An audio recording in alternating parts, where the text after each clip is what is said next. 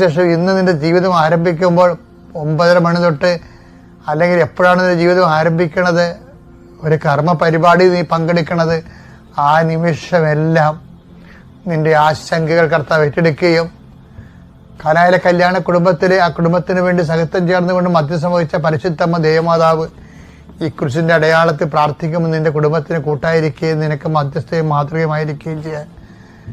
എനിക്ക് പൗരോഹിത്യം നൽകിയ ദൈവത്തിന്റെ കൃപയാൽ ഞാൻ നിന്നെ ആശീർവദിക്കുന്നു, നിന്നെ അനുഗ്രഹിക്കുന്നു. ദൈവവേദലേ, നീ ഇന്ന് എവിടെയെല്ലാം പോകുന്നു, ആരെല്ലാം കാണുന്നുവോ, എന്തെല്ലാം ചെയ്യുന്നുവോ, നീ ഉപയോഗിക്കുന്ന വാഹനങ്ങൾ, ഉപയോഗിക്കുന്ന വാക്കുകൾ